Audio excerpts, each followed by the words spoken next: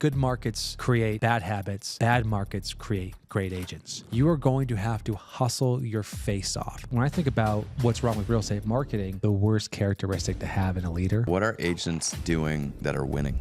Welcome back to another live episode of the Real Estate Video Blueprint Podcast. Today, we've got Jimmy Mackin. We're sitting here in the theater at the Fairmont in Banff. It's kind of a cool spot. This is a fun one. With a live audience. Yes, with They're a live attentive. audience. Yes. Yeah, we put out a big blast. Anybody that want to show up to the REVB podcast live recording could come see us. And we have exactly 0 people here, Yes. so this is great. Yeah. Well, you know what? I already have my first complaint about this podcast, which is having me wear headphones. So now I have to go upstairs and redo my hair after this thing's all set up. So I didn't know we had another Brad McCallum on. I told him when I saw him, I was like, I think this is the best hair in Banff today. And he was like, thank you. Yes. Thank you.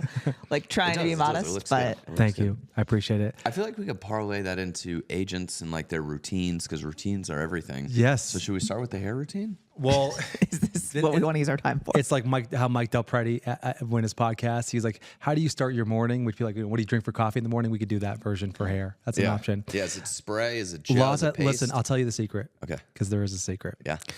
And Katie will know this, but most men actually will not know this, is that there's something called dry shampoo.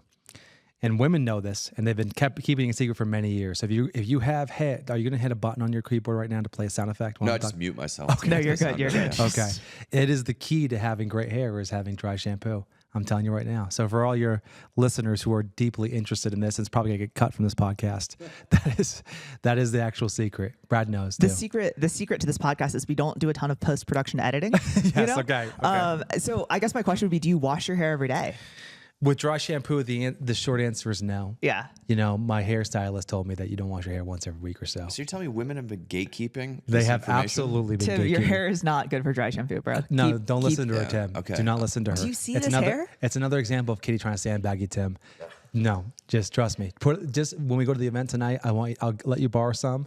Put it on, show up. Do you have enough to spare? Of course I do. I pack up. Yeah, I got it through customs. Okay, it took me a lot longer, but I got it through customs. I can't wait for the Instagram DMs about how much people love Jimmy's interview. They're like, why did y'all talk for 7 minutes about hair products and stuff like that? No, it's important. It's All important. right. So what's on the list today, team? All right, so this is the Real Estate Video Blueprint Podcast, REVB. We're here to talk content. We're here to talk marketing. So I guess let's kick it off right now with what is the #1 mistake you think agents are making on social today? We're just gonna go right in. Go right. Negative go, start. You know, did you guys see the most recent Apple campaign where they were announcing the new iPad? And it was, what are those big machines that just crush things? Oh Yeah. yeah. They crushed all of the music instruments and all the stuff. Like they were compacting. Apple's perspective, they're compacting all of the creativity into one device. And the reaction from everybody was, in many cases, was like they're killing creativity. You know, as like we went from these beautiful instruments to this like, I don't know, just this device that's like kind of like lifeless and soulless. And they sort of quickly, after they probably spent tens of millions of dollars developing the campaign, it was a rare miss from Apple, because Apple kind of doesn't miss. It was a rare miss from Apple. And the reason I share that story is because when I think about what's wrong with real estate marketing, it's as if someone's not in the room saying, hey, why are you doing this thing? Like during that Apple, like all it took was one person who was actually a musician say, I don't really love the feeling I get when you crush a guitar. Like it doesn't give me, as a creative, as an artist, as a musician, doesn't give me joy. And right now with real estate marketing, most real estate marketing is done like in isolation. It's done like people are like not really like, there's no like sounding board. Hey, I'm going to send this postcard. What do you think? Well, and it's like an echo chamber. We talk about this a lot. When agents post things, it's like you as an agent, you're like, that's going to crush. That's amazing. And you comment on this other agent's post. Yeah. Right. Yeah. But the consumer's like, I call it getting stuck in the realtor bubble, like the realtor bubble of opinions. And a lot of them aren't good. Yeah, and I think it's a great point both of you are making, which is the #1 mistake people make right now is their audience is other agents. yeah. And so the way they talk, the way they communicate, the way they market, the way they message is like, what am I going to do to make other agents laugh? What am I going to do to make other agents interested? How am I going to get people like Kay Day and Tim Macy say, great job, as opposed to how do I actually attract consumers? Yeah. And so there are very few people in the space who are doing like what I would consider to be good consumer marketing. It's a lot harder. but it's also, I think, a lot more upside if you get it right. Well, I will say too, though, in defense of realtors, I think the whole thing about branding and social media and reaching people is being able to understand your audience and just know what they connect with and know what they're thinking and know what they're feeling. Like that's where the gold is. And we talk about it all the time. The reason I think realtors fall into this trap is we just know what content to put out that other realtors will find engaging, other realtors will find. So it's just the natural thing. It's like our natural audience to connect with, but we have to be cognizant of it because it's not the audience we're trying to reach. One of the things I think is important, especially when it comes to creating video content, is, and I think, by the way, shout out to Jared James. I think Jared James does a good job with this. This idea of like trend jacking is what's happening right now in the moment that it's like it's at the forefront of the consumer's mind. And so he's doing it from an agent perspective. And so when I see him on Instagram, I think he does a fantastic job. Like he's got a point of view, he's got a position, he's obviously pro agent, and then he goes on social media and kind of trend jacks these concepts. I think there's a lot happening right now. At the time in which we're recording this podcast, it's May 22nd. We're kind of about to enter into what can only be described as, a shitstorm in real estate. Like no one knows what's going to happen at this stage. But there's this kind of crazy opportunity for a lot of agents to reset and say, hey, now more than ever, how I show my value to a consumer is important. How I connect with consumers and demonstrate that I'm actually going to serve them is important. And I think the biggest mistake agents make right now, especially going back to the original question, Katie, is what they actually do for a living is their best marketing. You know what I mean? Like you were just on a call right now before this podcast kicked off talking about inspections and helping negotiate a deal. And, it was like people don't realize this is what you guys actually do. And so I think that to me is probably where the opportunity lies, is how do we kind of start to maybe shine a light on the part of the industry that really doesn't get much exposure at this stage? Well, and I think it's hard because a lot of times when you're creating content around stuff like that, like it's not the sexy stuff, it's not the funny stuff, it's not as shareable. Sure. And agents aren't flocking to it, like a lot of the stuff that we see that isn't necessarily hitting with consumers. Katie, I'm telling you right now. And first off, are you guys gonna be pressing buttons the entire time we're doing this podcast? He's muting himself so that we don't get feedback of your voice on his mic. Not distracting. Okay, so we don't have to. We can just keep Tim muted the entire time if you prefer.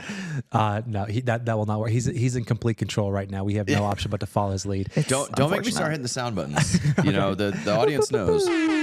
Like we could start hitting the buttons too. So there's a great quote that you remind me of, and this is about leadership, which is they said the worst characteristic to have in a leader is a desire to be liked.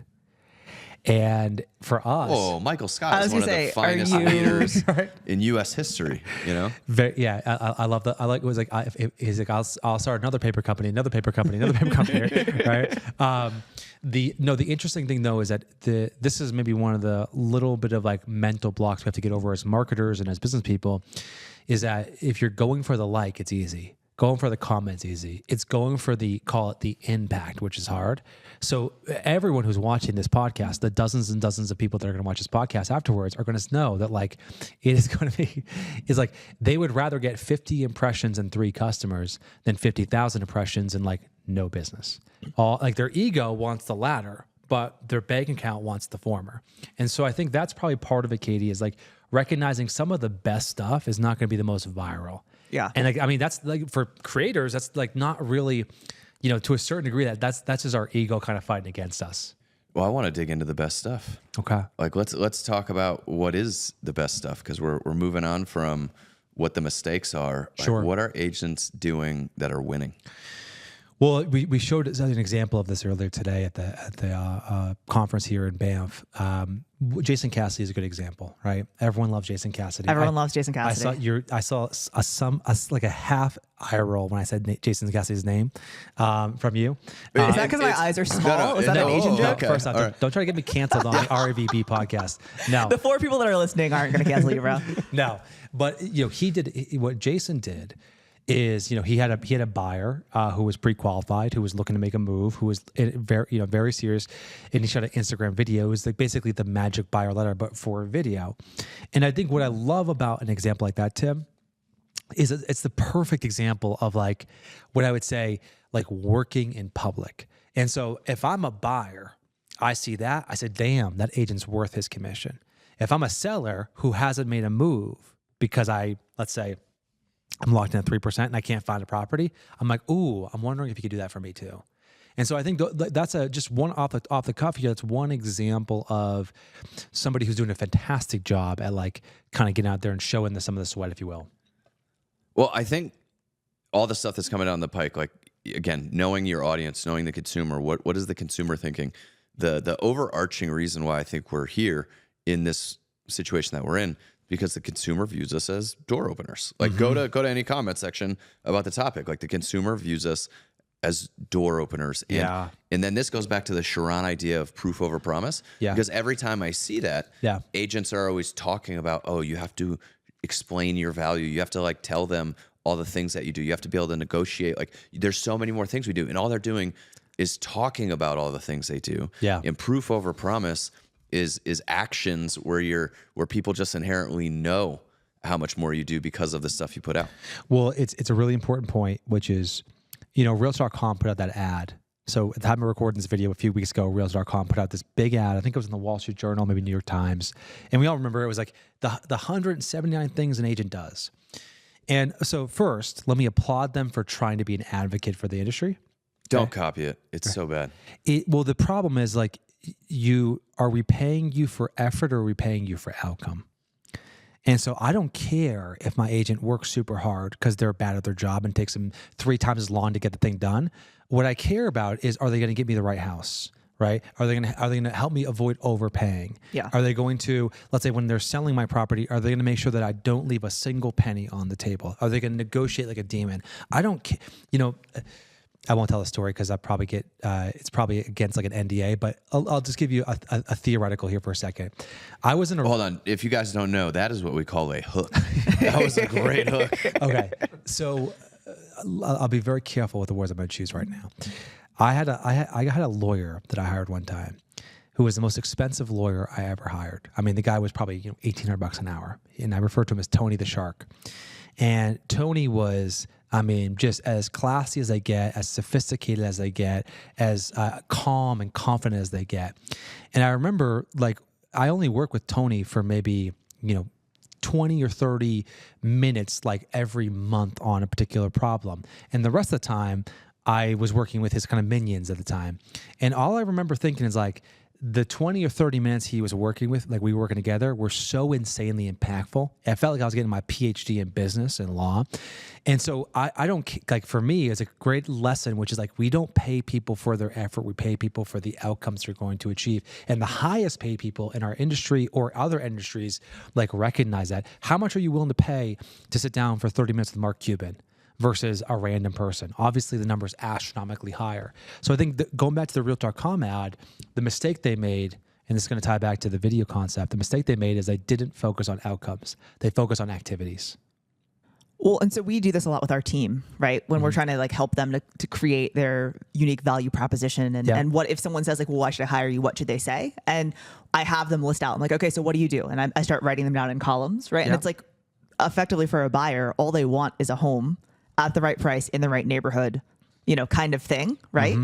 With the least amount of stress. Yeah. And so I take all of these things when they're like, oh, we run CMAs, we do this, we do that, and put them into the buckets. And then it's like, well, these are the 3 things that they actually want. Yeah, totally. And so how can we show them this as opposed to naming off 100 and whatever things? Yeah, it's like if I went to buy an airline ticket and Delta is like, when you work with us, we have a kiosk at the front, and when you check your bag, we put a barcode on it and we will deliver your bag to the plane, and then it goes on the look. Like, I don't care about all the stuff that happens in the background. Just tell me you're going to get me to where I want to go. Yes. And that's like, as agents, we're like telling people about the guys who put the bag on the conveyor belt and then it goes, nobody cares. No, they just care about the results. For how much I had to pay for my bag to check, or if you, to get it here. You do care when you lose a bag. Yes, experience. You do. You only care when things go wrong. Yeah. But, our mutual friend, Mark Davidson from 1000 Watt, who is a mentor of mine, someone who I've known for now probably 15 plus years, who I love working with because every time I have an idea for marketing, I'll pitch it to Mark and Mark will say, that's terrible, you can do better. And so he's like, one of the few people that I really respect and will listen to his opinion. And so Mark has been always telling me, Jimmy, it's all about the final payoff. Which is, okay, there's an expression, and Mark will know the guy who did this, but it's like, people don't buy a hammer, they buy a hole. which is like if you're going to basically nail a hammer into a wall, you're not buying a hammer, you're buying the hole. And what Mark's argument is, well, that's partially true. What you're actually buying is the picture in which you're going to hang in the hole that gives you the memory and feelings like, hey, this is something I'm going to celebrate. And so in real estate, if let's take some examples here. Maybe we'll workshop this for your audience. Like, what are some of the most common, call it quote unquote value propositions or activities that agents tout as like, hey, this is what I do differently. This is what makes me special. Something different. I mean, I feel like a lot of times it can be the same stuff. Yeah. I mean, I was trying to think outside the box, but like something quickly. I mean, I think they're like, the market knowledge and the market data that I can provide for you. So great question, right? So, hey, I know. So let's say you are a market expert. So what? What is the impact to me as a consumer? Yeah. And so one example of that would be, well, as an expert in the market, I have access to homes that are not on the market. And when I have homes that are not on the market, I am able to show those to my clients. So while the rest of the world is using Zillow and they only have access to, say, 85% of the market, I'm helping connect my clients with homes that will never be on Zillow, giving my clients a competitive edge in this incredibly difficult market. So you just got to push a little bit further down funnel and saying, why do I care about market knowledge if it doesn't give me an advantage, or does it make this decision a little bit easier? Well, I think about the consumer, going back to my airline metaphor, which I don't know if it's a good one, but I'm running with it. He picks something and then just runs with it. I like it. For REVB, it was cookies. I know. He's like, Yes. I got this the cookie Girl thing. Scout cookie thing. I should run that back. No, we're not doing it again Such a today. good one. Everyone's heard it. But again, I love the hole in the wall. No, it's not the hole in the wall. It's the picture you hang and all the other fun stuff. And with the airline, I think it's the destination. And when I look at it, I try not to fly Southwest anymore. Mm-hmm. And Southwest is great. It's very affordable. They're always cheaper. They've got less direct stuff. This podcast is going to turn into a Southwest bash session because I got so many issues with Southwest. So again, though, why do they line people up as opposed to giving assigned seats? Why don't you do assigned seats, right? And then why don't you make your space between bigger so people aren't herded in like cats? And I go down all the negatives. But they're not WestJet. I'm so pissed at WestJet. My point is that I am going to the same place whether I fly Delta or Southwest. Mm-hmm. I'm flying Delta because I know it's going to be a better experience. Yeah. I worry less about my bags getting lost. Mm-hmm. I worry less about flights getting canceled. I worry less about how the process is going. Yeah. That's why I try to fly Delta. And when you talk about Jason Cassidy's marketing and I look at, okay, I'm going to buy a home. That is the destination. And I see Jason out there hunting for off-market properties, and I see his emails that tell me about a listing appointment he's going on. Yeah. And I just know how plugged in he is. I'm looking at him, and I'm looking at my cousin that just got his license, and I'm like, I feel much more comfortable with Jason. And guess what? I'm willing to pay more to fly Delta. I'm willing to pay more for that comfort. And that's the kind of marketing that's what your marketing needs to do to the consumer. There's two thoughts there, Tim, which is number one, what you're describing in psychology is known as the mere exposure effect, which is the more that people see you, the more that you're aware in their feeds, in their inboxes, in their mailboxes, on social media, it builds this inherent trust. And we are in the trust business. I mean, if you don't have trust in this business, you can't do anything. So, there is value in just being a prolific creator. And you guys do a very good job with this, actually out there creating a lot more, much more than I do for the record. The second thing though is when I look outside the industry, meaning real estate agents, look at other people in prop tech, Open Door has done a fantastic job convincing consumers that they are a better option than realtors. Okay. And here's the proof. I was on Reddit the other day and someone's like, hey, my agent wants to charge me, X percentage commission. And then in the thread, people start piling on, use Open Door. You could sell to them quickly. It's well, and they go, and I mean, I'm 35 comments deep. And then some dude comes on and he's like, hey, morons, Open Door charges 6% as well. And the person's like, what? I didn't understand they charged a fee. And so they built this kind of perception that it was they're pro consumer, and yet they get worse results than a great agent. They charge as much money, if not more. Yeah. Or more, right? And do you really want to, when your water heater breaks during an inspection, do you really want some junior employee that just got, let's say, hired 3 months ago and went through some basic onboarding to help problem solve? Or do you want an agent who will pick up a phone, call a contractor, call a plumber, say, we'll get him down there to fix it right now, and we'll take care of it. Like that, to me, is why our industry, like we are in real estate, we are the last mile, but people think we're expendable. And that is the fundamental video, email, that'll make a difference. That's a fundamental problem we got to solve in our industry is that. Well, I just think it's funny too, and I think it's something that's more so in our minds. But like, didn't they have also a massive settlement with consumers for being deceptive in their advertising? Yeah, but people don't know that. No, I know. That's what I'm saying. Like, No. I just when you say that, it makes me laugh to myself because.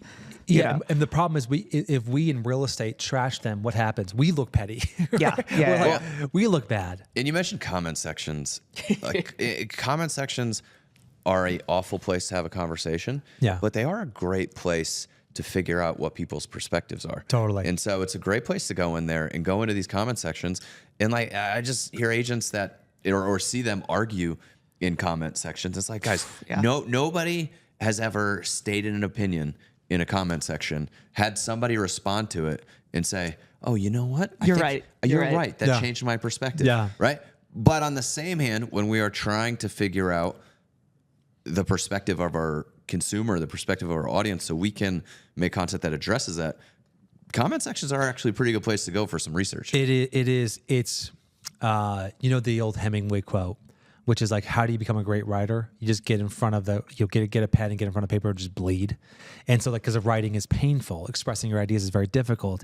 This is like that, which is like, if you actually, let's say, go on Twitter and you type in realtor, or you go on Reddit and you look at realtor, the comment section is gold. It's like, okay, so then you say, okay, this is the perception. How do I, from a marketing perspective or positioning perspective, try to like not say you're wrong, we actually do a bunch of work, because that's not going to convince anyone of anything. It's how do you sort of like maybe educate them on what they don't know. And I think there's so much that consumers have more information than ever before. And by the way, this is an important stat for your audience. Like there are more consumers using realtors today than ever before in history. So like clearly we are doing like they it's not like they don't have discount options. It's not like they can't sell it themselves. It's not like they can't go to Open Door, Insert, whatever other prop tech. I mean, consumers in mass are choosing agents. Yet we, for whatever reason, cannot like communicate that in a clear way to get people excited about working with us. Well, I do think it's this thing though where when you're saying this, I always think about, okay, what are agents going to say and what direction are they going to take what you're saying? And I go back to that proof over promise because it is good to get into the mind of the consumer, understand what those objections are, understand that they view us as a door opener, whatever they view us as. Yeah. My worry though is that agents go out and make some video that's like, we're actually not just door openers. Here's all the stuff we do. Sure. And they try to combat the objection and convince them instead of marketing that shows them. Yeah. And that's the biggest thing that I see the agents that are winning. Like Brad's YouTube channel, he doesn't have to convince sellers that they're going to have great marketing. Like they only want to list with Brad because they've seen all the marketing and they know his is the best. And so it's good to know what those things are in the consumer's mind that we need to overcome, but we need to show them that we do more, show them what, their thing is, and not try to handle the objection. There's a framework that you can use here for the audience is helpful. And listen, I've got a few frameworks I use, not nearly as much as Sharon. Sharon's got a framework for like brushing his teeth. Framework's like the key word for this week. Yeah. Yes. I went to dinner with Sharon, and I'm like, man, I don't know what to order. He's like, well, this is the menu framework. What I want you to do is, divided into quadrants. Yes. And But there's my very simple blue collar framework, which is the can I, should I, how do I? And so if you think about it from the perspective of, let's take an objection right now, which is interest rates today are what across America, 30-year fixed. It's like 7 point something. Okay. I think I'm at 7.3 on my mortgage I'm taking out right now. So it's awful. So 7.3. So translation, affordability is an issue. Translation, consumers are saying, are interest rates going to drop? Translation, they're saying, can I even buy a house when interest rates are 7%? So right out of the gates, what I'm not doing, Tim, is I'm not saying, actually, interest rates historically have been actually 7%. Like, no, in the 80s, like no one gives a shit about the 80s, right? They're trying to buy, like millennials and Gen Zs, and like they're trying to buy a house now. And so they don't care about 80s when, everything was ridiculously cheap. So you want to respond to that? No, I was just saying when your parents' house was like $7 and yeah. But anyways. So we take this framework, can I, should I, how do I? Okay, so the first question is, can I buy so this is a video concept because we're on a video podcast. Can you buy a house if interest rates are 7.3%? Second question is, can you buy a house if you have a $3,000 down payment?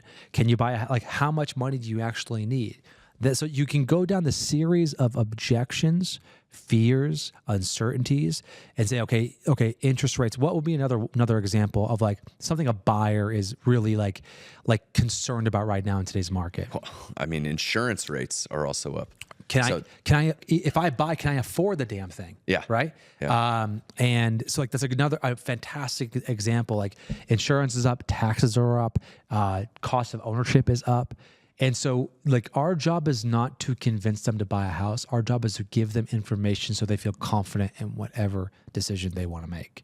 And too many people are like, I think fall into the trap of trying to be like the champion for the market. Like the market doesn't have feelings. We don't need to defend the market. It is what it is. So I'd say the can I, should I do, how do I framework. Can I afford to buy a house if, right? Let's say my insurance bill is X or Y or Z. Can I afford to buy a house if I only have 10? This is boring content that helps you educate the consumer that says, oh, this person's trustworthy. As we move down funnel, the how do I or should I, now it starts getting to opinions, which this is actually something I think a lot of agents should take advantage of, is if you went to, let's say we had an investment banker. Okay, the three of us started the company, and let's say the company took off like a rocket ship, massively successful. And let's say the three of us like, you know what, we got to cash in on this thing. This is amazing. We can get 10x revenue. If we went to an investment banker and the investment banker said, well, you guys can hold the company right now and just keep writing it out. You guys could, sell some secondary shares in the business, take some chips off the table, or you can find a buyer and see if someone will buy 10x revenue. You guys decide. Like that would be a complete waste of our time. We know what the options are. What I want from him is give me your perspective and your opinion on this. Like based on everything you know about me, should I actually sell the company? Yes or no? And I think right now, what I would say for agents who are watching, don't be afraid to take a hard stance. And people like Barbara Corcoran, I think do a great job with things like this.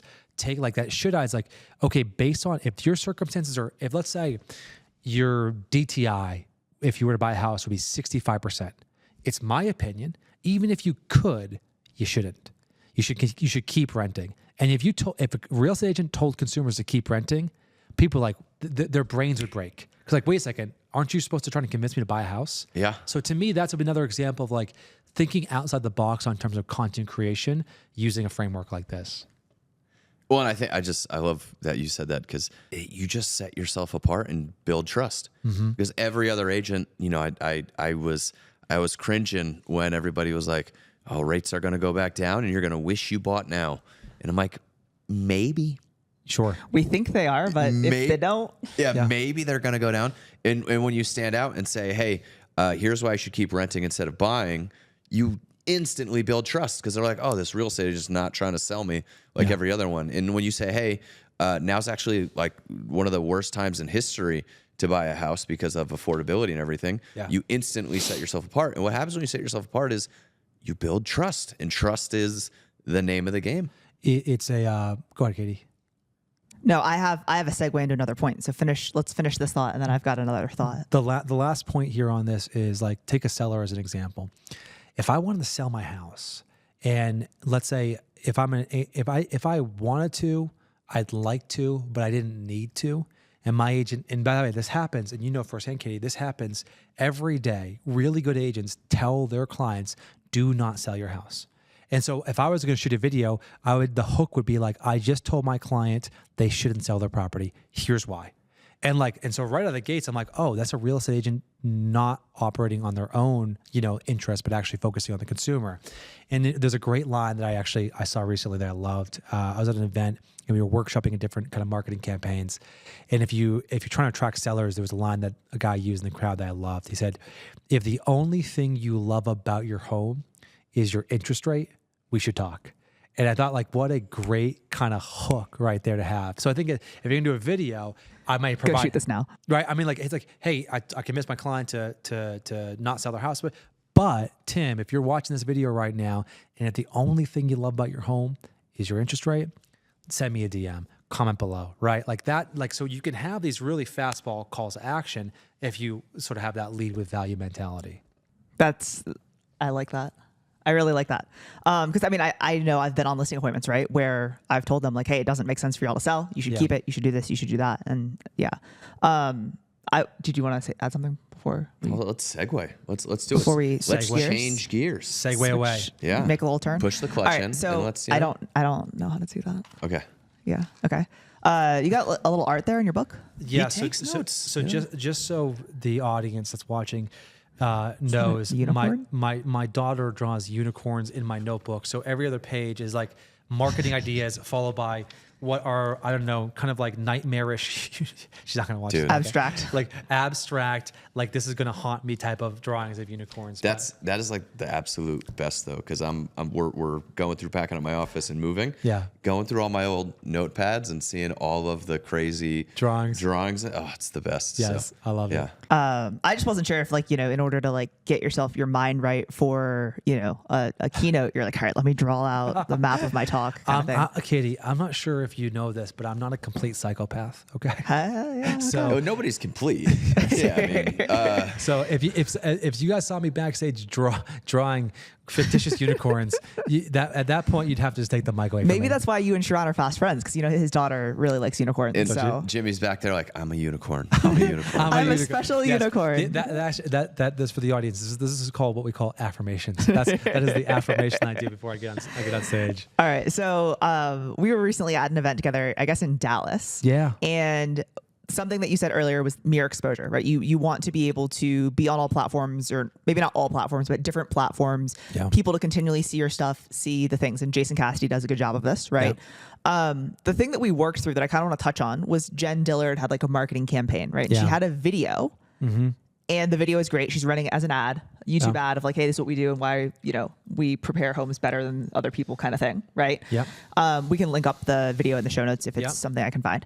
And then from that, you were like, hey, this is great. This is an awesome idea. You have people clicking on YouTube, but why not have a landing page? Why not have a direct mail piece? Why not also do social posts that have the same message kind of thing? Yeah. And so I kind of wanted to talk about something like that, right? Like, I think a lot of agents, me included, like we put out a lot of content and like, that's great. Yeah. But it's like, how can you pour some gasoline on that to be on different platforms, to put some money behind it and do those kinds of things? Broad question, but what are your thoughts? No, I love it. And shout out to Jen Dillard and I think Shane Bergman was also one of the ones that created a video like that. Shane was the OG video, and now like since it's been shown at Elite and a lot of the marketing things, it's like now Tim was so touched by it he had to leave. Yeah, Tim's getting very emotional right now. Yeah. But what's actually funny is, and first off, I think Jen's a fantastic agent, does amazing work, and Shane. So Jen does great work, and she's really, what I love about Jen is she's really willing to kind of push and like try new things. And Shane Bergman, I mean, like if I were to kind of have Mount Rushmore creators, I mean that dude's up there. I mean, like he's doing some amazing work. And he's also an implementer, right? Like it's like, hey, here's this idea. He's like, all right, we're gonna do it. And he does it. Yeah, I was asked. I don't know what we were DMing about, something about like door knocking or like cold calling. He's like, I'm too smart for that shit. And I was like, what a great response. And he was just like, and so what I think was really important about this example, and this is something that as a professional marketer I try to do, which is. And by the way, this is now the Katie and Jimmy podcast. So as we should somehow just turn. It got so much more intelligent. Like the average IQ of this pod just increased pretty significantly. You know when a waiter comes to your table and like, do you want sparkling or still? Yeah. Like this went from still to sparkling. That's what just happened right now. I do love a good sparkling water. So this is actually a really important point. As a marketer, the way I want everyone thinking about this is when, like, I do this sort of test and experiment, and I kind of land and I expand. I talked about today in today's conference.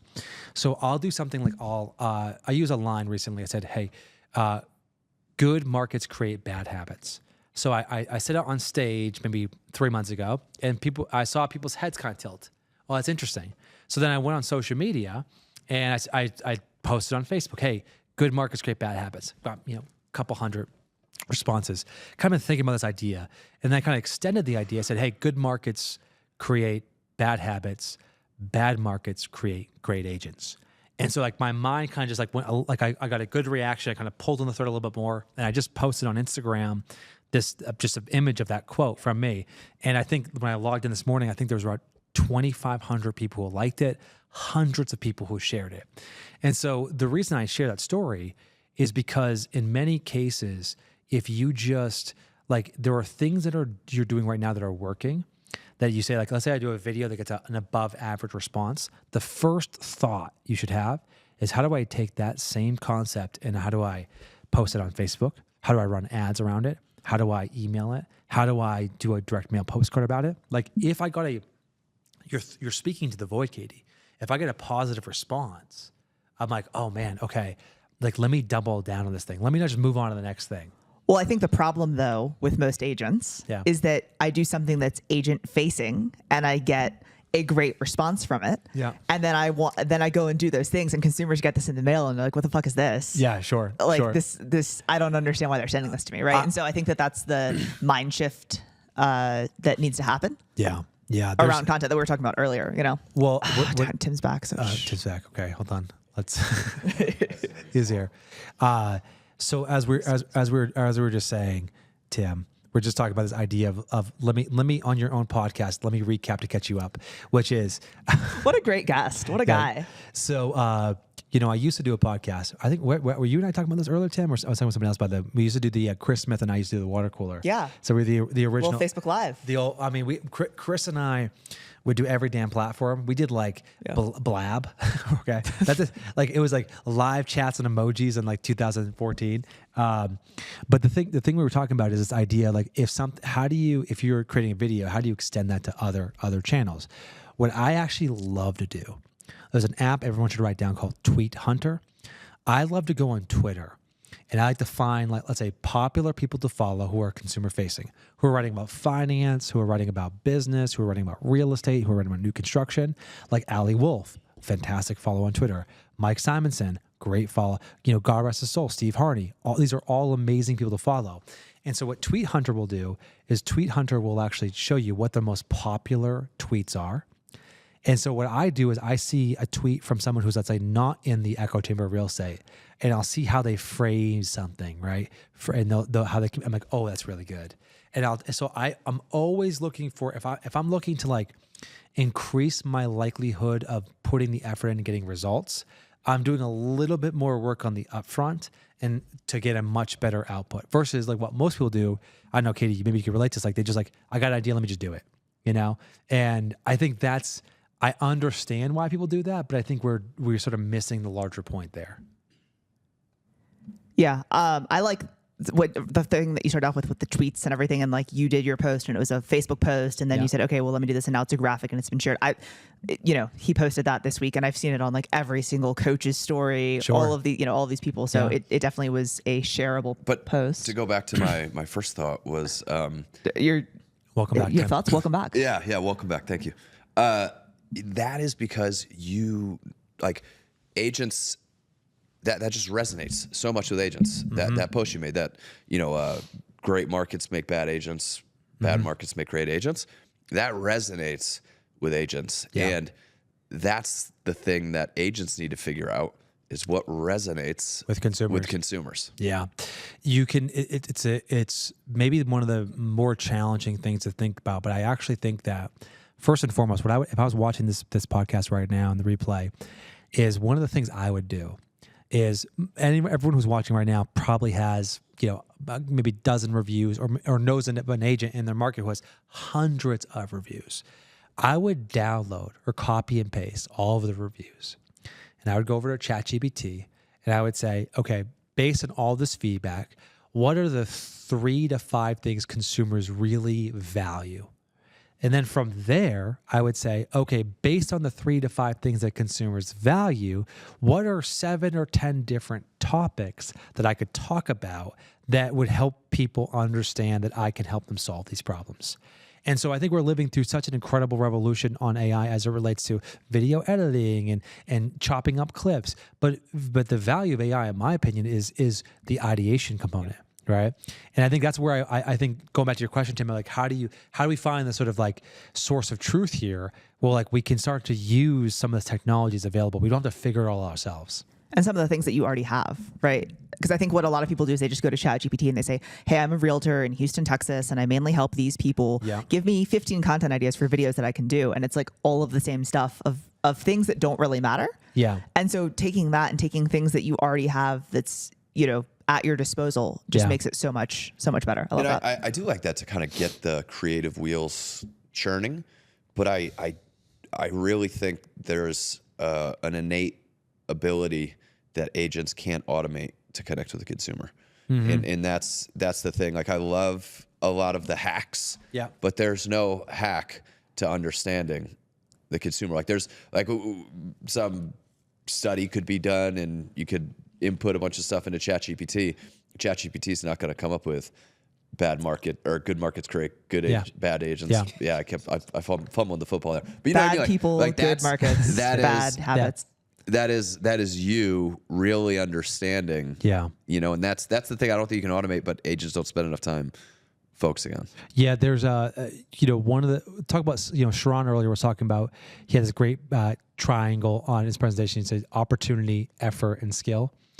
And I think right now there's a story that people who are probably watching right now tell themselves, which is like, hey, I'm not a great marketer. I'm not as, call it, creative as Katie or Shane Bergman or Jen Dillard, or I'm not as charismatic as Tim Macy or Brad McCallum, right? And so they tell themselves a story that, like, hey, I'm not good at this.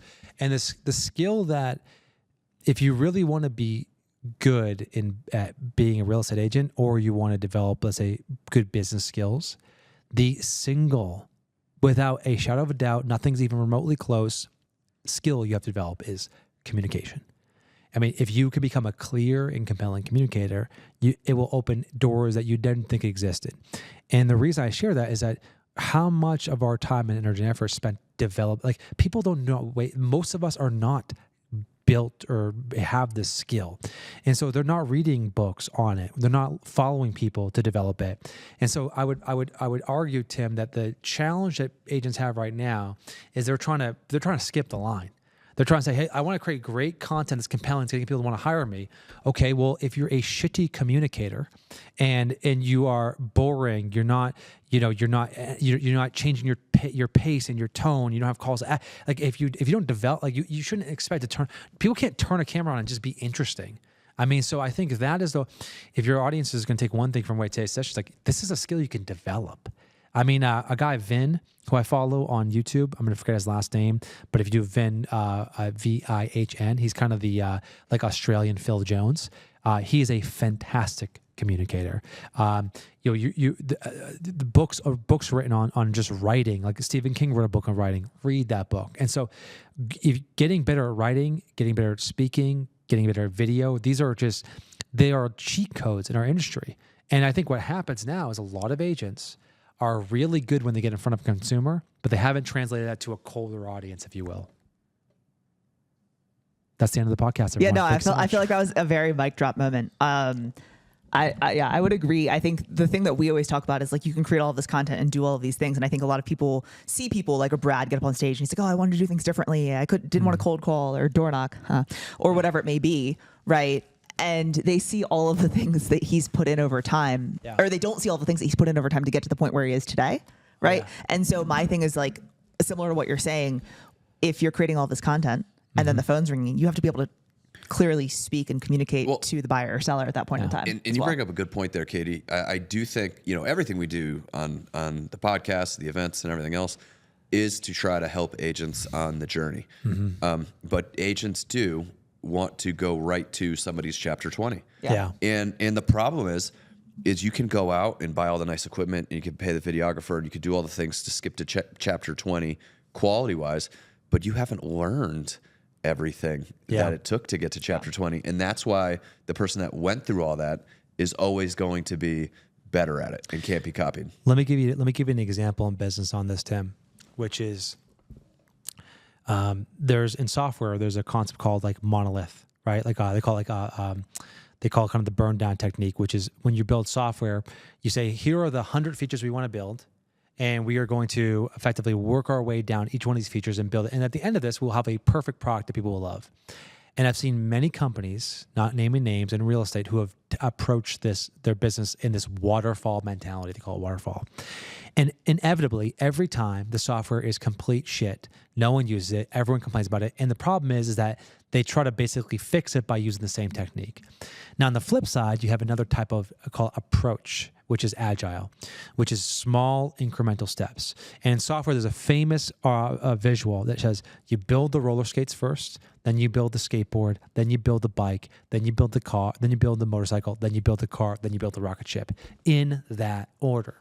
And so what I would say for the audience here is like, what is the first thing that you can do that you can improve upon that will actually help you get money and help you grow? Because I mean, like there are a lot of agents in this industry who are 2 or 3 bad months away from being broke. Yeah.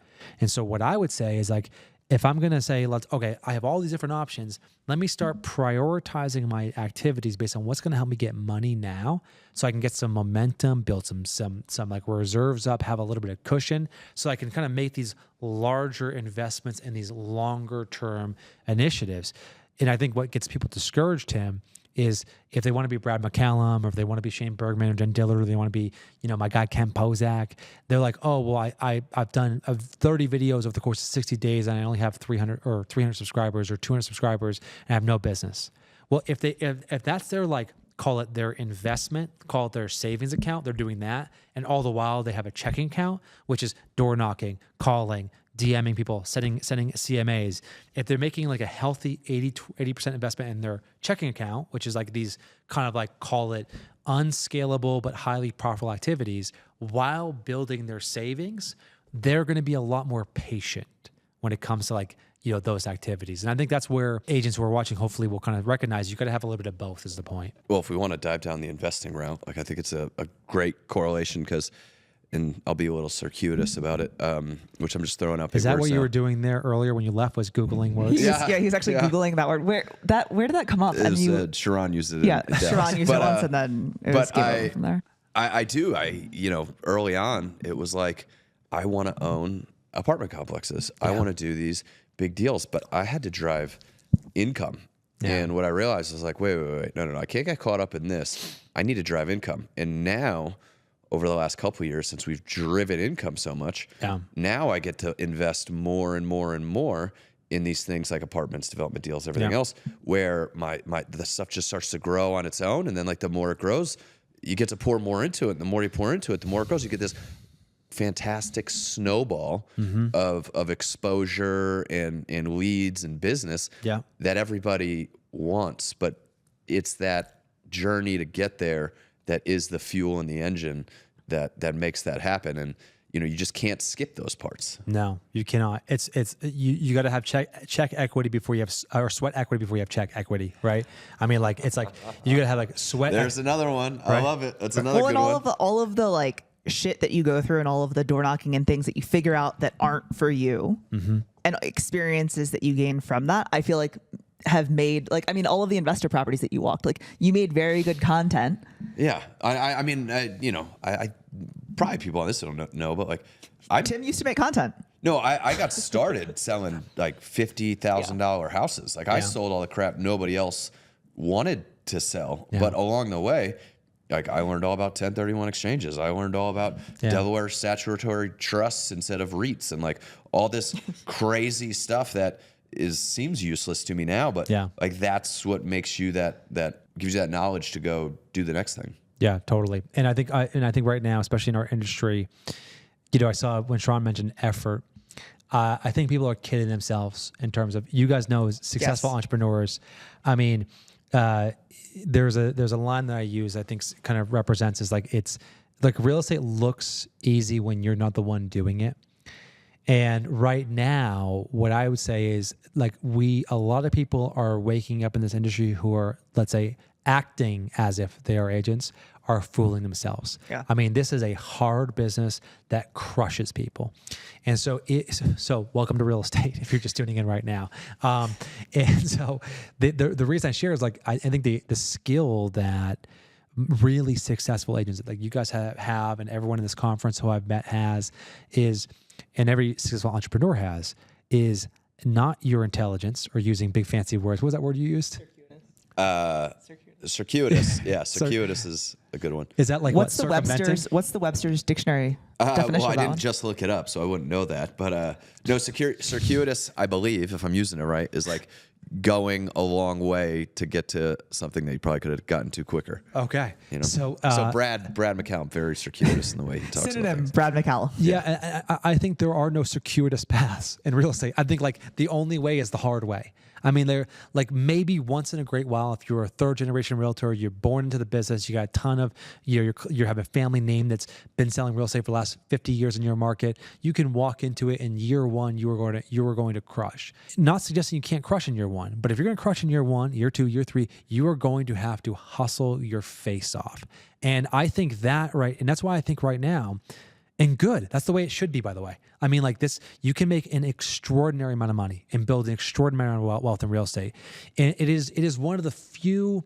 This is why consumers have. This is, I think, something our industry, NAR, and people who are supposed to be championing for agents, they can do a much better job at realizing that real estate agents, the industry, is one of the very few in the world meritocracies. I mean, immigrants, single moms, people of color can come in this industry with no accreditation, no, big fancy degree. They can pull themselves up from the bootstraps and actually build something really special. They ain't getting a job at Salesforce or Google or Meta, right? And so, like, we live in a world where real estate at its best, it is a meritocracy. And so you can fake it for a bit, but if the people who are like people in our industry that the three of us look and admire, like, guess what? They built that shit. And no one gave it to them. And so I think that is something for, as an industry, we should celebrate, frankly. We should celebrate hard work, Tim, is the point. Do we appreciate you? That's the question. Yeah. No, that's I think that's the spot right there. Not okay, that wasn't the right word. But look, how long is this podcast, by the way? No, right now. Tim was trying to cutely finish the podcast. Well, I was only saying this, you went for Jimmy. We've had a lot of conversations. I think we've done a couple podcasts now, and this for me was one of my favorite conversations I think we've had. I don't know if it's the theater and the atmosphere and everything else. Is. But it's the live audience. It's the live audience. The live audience, yes. One, if you're listening to this, if you got as much value out of it as I did, I'm gonna ask. I don't ask ever, but I would share this. Share this if you think it's a above average podcast that you think people could get value from. The best moments of the pod were when Tim actually left the room. I need to leave more often. Yeah. No, so Jimmy, just like all the thanks in the world. One, for doing this, but two, for just all the value you're pushing out there for free. So I highly recommend people go check out your Instagram profile, but not just that, join your channel because you're constantly putting out stuff there. Where else can people find you and get some value from you? The best place for people to connect with me certainly is on Instagram. Provide a ton of value for free. I own two companies. One of them is Curator, which you guys are part of, which is helping listing agents get more listings. We build software and services. And then the other company is Listing Leads, a company I just launched with Tom Ferry now about 90 days ago, which is now rocket ship, which is taking the ideas and strategies that you hear me coach and hear me teach on podcasts like this and creating a sort of central location for if you're looking for the best marketing ideas, the best marketing strategies to help get more listings. Listing Leads is a great source. We have a free 7-day trial, so you can try it. If you love it, great, keep using it. But guys, this is great. It's great to be here in Banff. I hope it was valuable to the audience that's watching. And thanks for having me back. I look forward to being back at some point soon. Thanks, Jimmy.